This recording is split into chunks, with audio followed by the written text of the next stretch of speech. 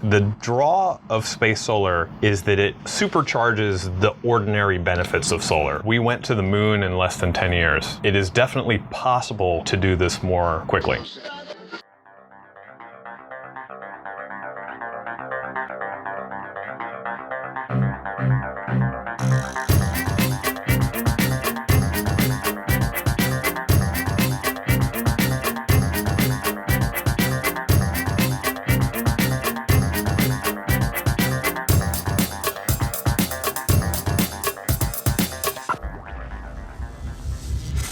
This is EnergyCast, and I'm Jay Downhauer. Today we're talking about solar in space, launching an array of solar cells into orbit and then beaming down the power to Earth. Pretty crazy, right? It turns out that most of the underlying technology is there. We just need to get the costs in line and then the first brave folks to take that one small step. I think most of us have probably heard of this technology before. In fact, our guest tells us that satellites have been using solar to power their systems since the earliest days of the program. The first satellite to use solar panels was Vanguard 1, which was launched in 1958. But I first got the idea to seek out our guest and do an episode on this technology while I was cutting the Amber Kinetics episode. Every day, the amount of solar energy that strikes the Earth could have powered all of human activity to date for all time. So why go the extra effort to design, construct, launch, assemble, beam, and receive power from orbit? Space solar eliminates most of the drawbacks of terrestrial solar, namely the downtime. If you look at a typical production curve for a solar farm, you may see energy begin to come online around 7, peak around 1, and then drop off around 7. If it's cloudy, rainy, snowy, dusty, that smooth curve may look very different. Studies have shown that in 1 month in Europe, for instance, solar power was only available 3% of the time. Space solar would provide baseload power, or energy that's always on,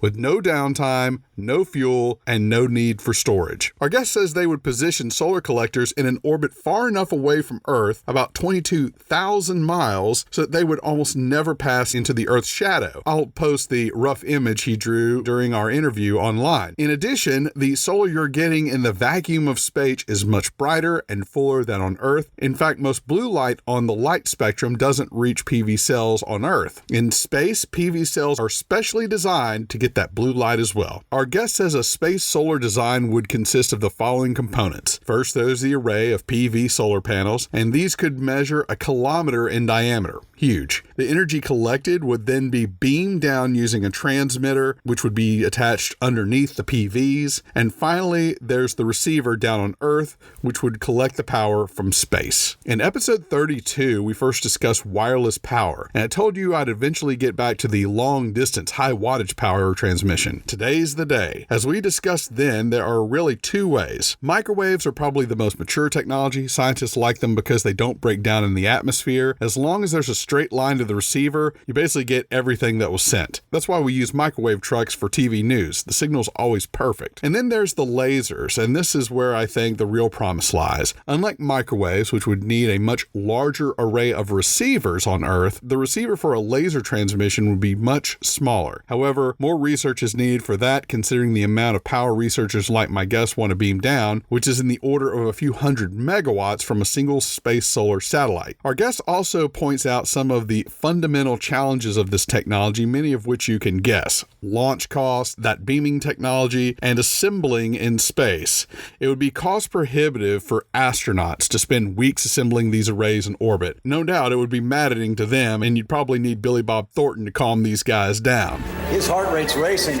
Hey, Pete, how you doing up there, Hoss? I give you a buffalo nickel if you'll calm down just a little bit. Whatever you say. But my guest says they are also developing a new technology, one they call robotic servicing of geostationary satellites, or RSGS, which is a fully functional space robot that can be remote controlled from Earth. My guest says unlike astronauts, these robots don't have to take unexpected breaks like Mercury 7 astronaut Alan Shepard once experienced. Gordo, I have to urinate. Urinate? No, we did not think of that. This is only a 15-minute flight. Yeah, well, the man's been up there for hours. Could he just do it in his suit? Do it in the suit. Jose, permission granted to wet your diapers anytime, son. Great scene. Apparently he was not only the first American in space, but the first astronaut to make special use of his spacesuit. With the new innovations in wireless power transmission lowering launch costs through the efforts of companies like SpaceX and Blue Origin, we may soon have the right stuff to make space solar a reality. Our guest today is Dr. Paul Jaffe, spacecraft engineer and lead scientist on the space solar effort for the Naval Research Laboratory in Washington, D.C. I had an opportunity to meet Dr. Jaffe in person, and he was kind enough to take me on a tour of the Satellite Fabrication and Testing Center at NRL. Now, this is a historic place, and if you have any interest in space, you'd be geeking out just like I was. GPS was developed there. That Vanguard 1 satellite I mentioned earlier was also manufactured at NRL. Dr. Jaffe showed me rooms and equipment where scientists simulate the rigors of space, like vacuum chambers, harmonics rooms, and one setup they simply called the shake and bake. Now, I got to take plenty of pictures, but the one device I was not allowed to take a picture of was the RSGS, but I did get permission to share a rough sketch of it on our website. I guess my drawing skills must be poor enough not to endanger national security. I hope you enjoy my conversation with Dr. Paul Jaffe. We're here with Paul Jaffe, spacecraft engineer, Naval Research Laboratory, and Paul, space solar. Wow. What's left to refine before we can start installing solar panels in space? So the functions have already been demonstrated, and for some time. The two main ones are collecting the sunlight and then transmitting that collected sunlight as energy to where you need it. And that's one of the big draws, is being able to send it essentially globally. You could even think a communication satellite as already doing that, right? It has solar panels, it collects sunlight, it transmits your satellite TV or your satellite radio signal to wherever you need it. The difference, of course, is that the amount of power it's sending is minuscule, right? It's not enough for you to power anything. So that brings us to one of the key technologies for space solar, which is power beaming. And there's a lot of different ways you could do that, and there have been some interesting and even compelling demonstrations through the preceding decades of power beaming. But the fact is that power beaming technology is not at a state right now where it is ready for space solar. There's still quite a few things that have to be done. Advances in like recent years suggest that those should be achievable, and it's just a matter of pursuing them and making the effort at integrating those technologies. Is that what you're working on right now, the beaming part? Power beaming is definitely crucial. And because it has many applications besides space solar, it is of key interest, right? Let's say miraculously next year, practical fusion is demonstrated. Everybody says, all right, we're going to change all of our coal plants to fusion plants. Space solar might be less an imperative in that case, although space solar has a huge advantage because it doesn't need an existing grid infrastructure to get power somewhere. If you have the power beaming technology, you are equipped then to realistically pursue practical space solar. That's the part we're waiting on. So one of the advantages I see with this is that not only would weather no longer be a problem, but nights would be eliminated as well. Are you considering setting these up in a geostationary orbit or in a geosynchronous? Yes, so geostationary and geosynchronous are really similar. Usually geostationary refers to when it's in the Earth's ecliptic plane. Geostationary orbit is about 35,000 kilometers above the surface of the Earth, 22,000 miles, so it's quite far. The reason that's an attractive orbit is because the orbital period is at the same speed that the Earth's rotates. So this is why you can set up a satellite TV dish and point it at one place in the sky and always get the signal, because to the ground observer, it looks like the satellite is just kind of hanging out up there. Yeah. So that's attractive for space solar, because like, well, you point your power receiver at the point in the sky and then just put a series of satellites around the Earth to cover the whole area that you want to service. You definitely don't have to use geosynchronous orbit, because you could make a constellation of satellites in lower orbits, much like we do for GPS. It's a little bit more complicated because you have to have handoffs between different satellites, but it certainly could be done. And I will amplify what you said.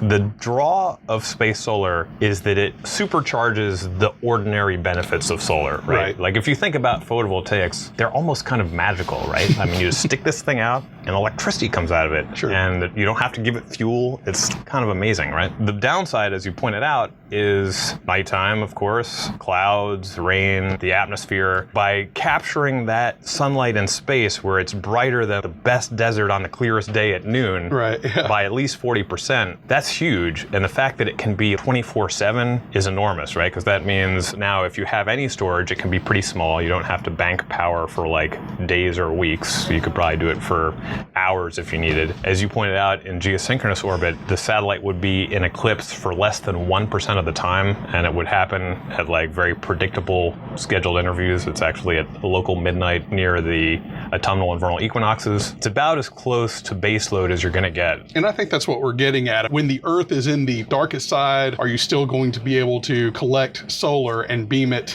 to a receiving point at night?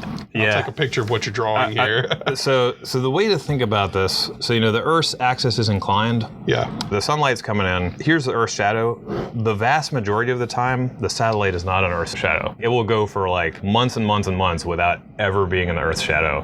And it's only around those times, the equinoxes, where it starts to go in the shadow, and that happens at midnight for about an hour. Okay. So, but average over the year, better than 99% of the time, it's in sunlight. Compares favorably with any power plant that you'd have to take down for some percentage of the time for maintenance or what have you. So. Okay. And so do you have two receivers on the close side of the sun and behind the Earth? I'm sure you got words for that. But so you could service a single receiver with different satellites if you needed to. Yeah. One way to do it, if you're using the geosynchronous case, is you could store power for 2 hours. Yeah. And you could be fine with one satellite. But if you do 2 satellites, that's another way to do it. There's a lot of different ways you could address that. Okay. Are these PV cells like we see on Earth? I'm in North Carolina. We got a lot of solar farms. So what's the difference between what we're seeing on the ground and what we would be firing off into space? Pretty similar. Yeah. The use of photovoltaics in space dates back to the beginning of the space age. NRL actually launched the first satellite that used solar cells called Vanguard back in 1958. Important thing to recognize is the solar spectrum of space is different. There's more blue because it's not scrubbed out by the atmosphere. The cells we usually launch into space are actually designed specifically for space, and that's where they work best.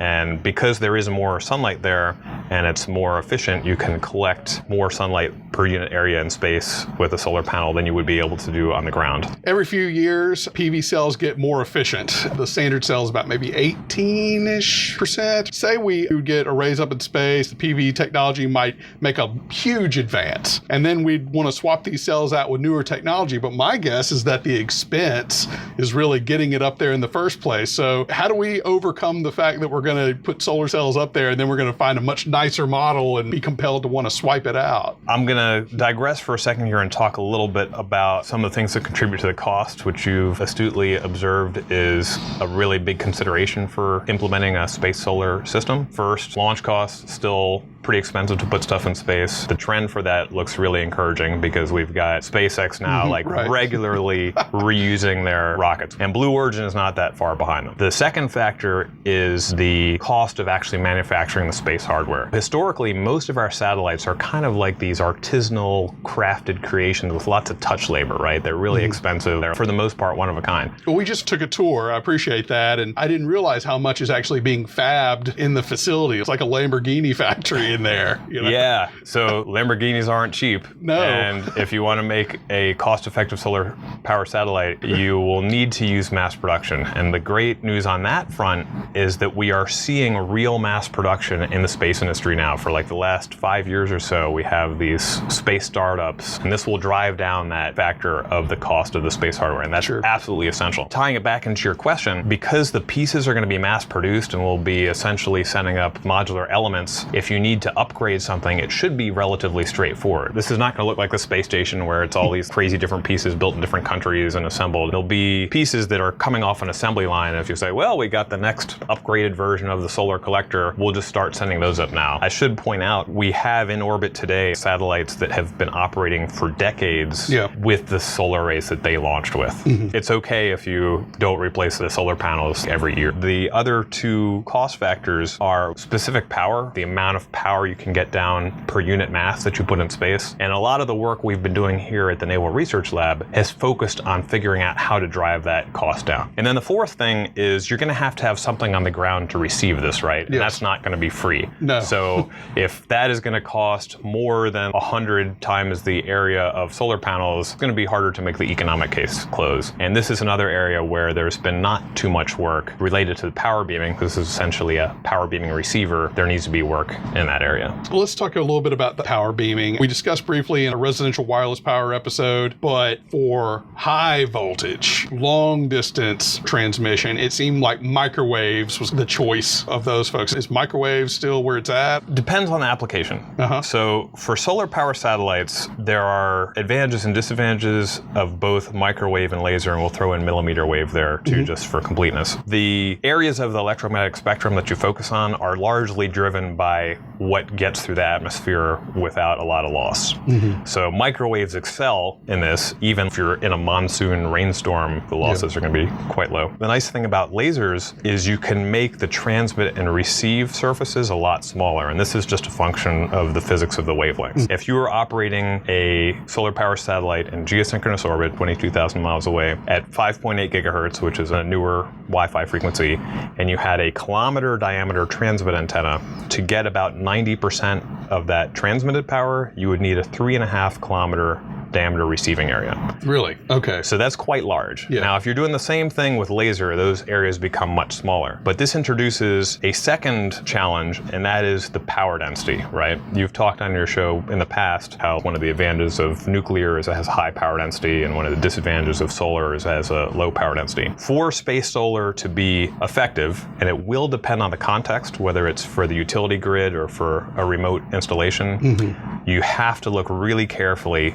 at the power density and understand what the application can tolerate. Often the first question that people ask about power beaming or for solar power satellites is this going to fry birds? Like Yes. I had a lot of my friends ask about this. Yeah, so even engineers who haven't looked at this, it's a natural question to ask. It's like, well, mysterious energy going through the air sounds scary and dangerous, right? The fact is you can easily design a system that will be below any of the safety thresholds that are set by international bodies on this. That's no problem. There's essentially zero chance that the system will malfunction and suddenly... GoldenEye. Right, yeah, right. So the chance of that is essentially zero. The challenge, though, is if you're keeping that power density low, does it have the utility you need? Our focus has principally been military applications, and if we have to send tankers across the sea to fill fuel trucks, that's a lot of work on the logistics side, and if you could just send the energy straight from space, that's super attractive, Yes, right? it is. But you still have to come to a place where you're balancing the power density limitations with the costs of logistics. And I want to clarify what you said earlier. We've got a kilometer diameter array in space, and it's 35,000 Yeah, kilometers 22,000 miles. up, and then it's beaming down, and the receiver would need to be 3 kilometers diameter? About 3.5 kilometers in diameter to get 90% of the beam. You can think of this like a flashlight, and you can make as small a receiver as you want, but you won't receive that much of the power. In some cases, you don't care. If you're trying to get power to a disaster area and you're only using 5% of the power, that's okay, because you got the power where you needed it. You're saving lives because you have power when otherwise you might not. Clearly, for utility grid application where economics is going to be vitally important, probably not going to be okay with just capturing 5% of the beam. No. So Is this one large receiver, a 3 kilometer dish? you could think of it as like an array of wire antennas. Rectennas is what it's called, rectifying antennas. And this is again for the microwave case. For laser, the receiver would look a lot more like a normal photovoltaic, would be smaller. And the size of the receiver and the transmitter really scale in proportion to the wavelength. So the example I gave you is for 5.8. If you go to 35 gigahertz or a shorter wavelength, those things get smaller, but you still have to keep in mind whatever your power density limitation might be. Sure, and I'm sure everyone listening here is going, okay, I'd rather have for the laser a much smaller receiver than a 3 kilometer array for microwave. So my guess is the drawback is that lasers need a little bit more time. Is that? The lasers are a little bit farther behind in terms of the technology readiness, but not that far. NRL has done laser power beaming demonstrations. People around the world have done laser power beaming demonstrations. Power beaming demonstrations in both laser and microwave are happening all over the world. Yeah. The Japanese have been hitting this really hard. The Chinese more recently have been putting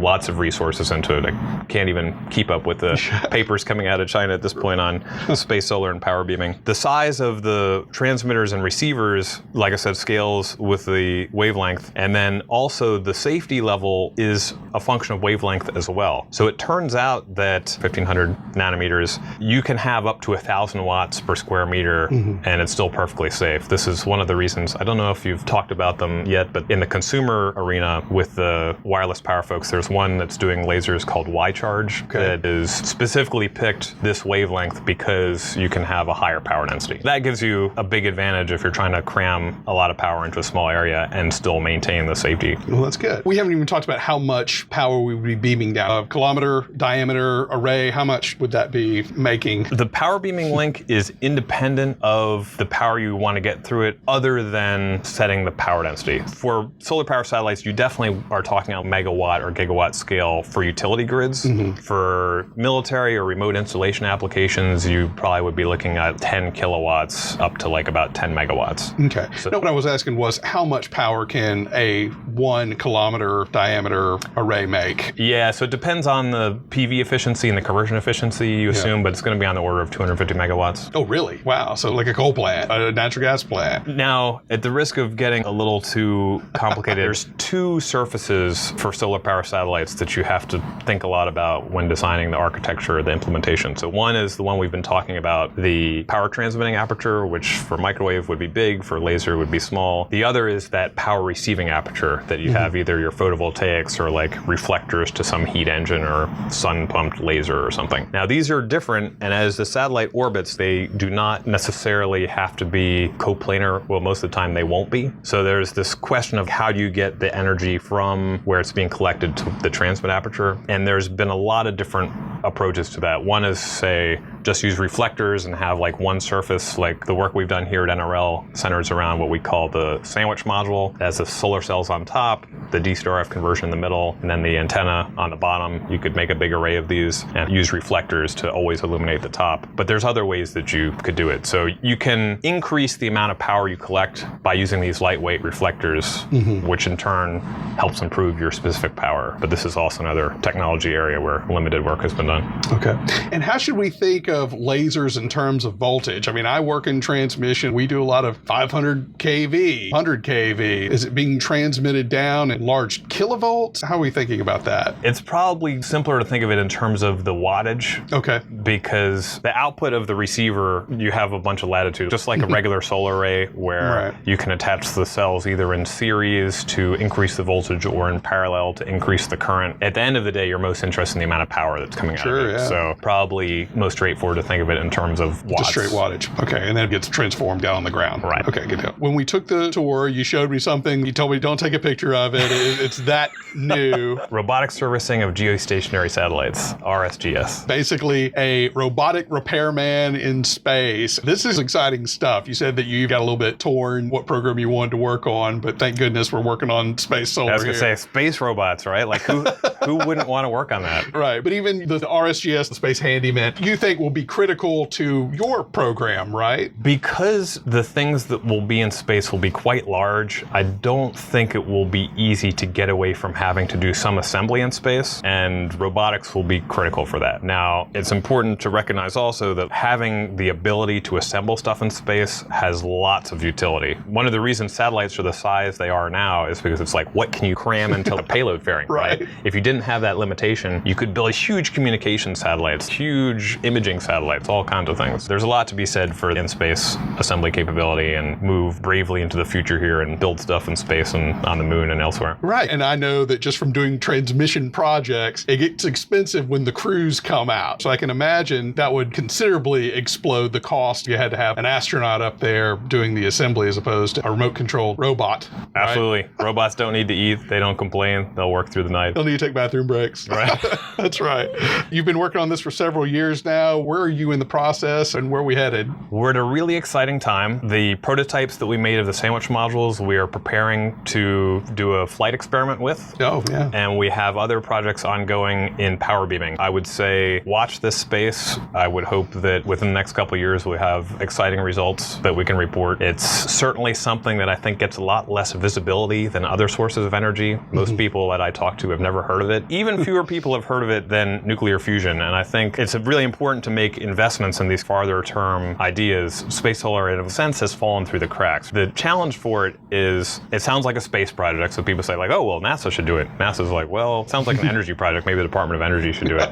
And the Department of Energy will say, well, that sounds like a space project. Have you talked to NASA? The Japanese and the Chinese have already solved this problem, and they are charging ahead with the development. It's an interesting your group because you're not NASA and you're not Department of Energy. You're the Department of defense. Defense uses lots of energy.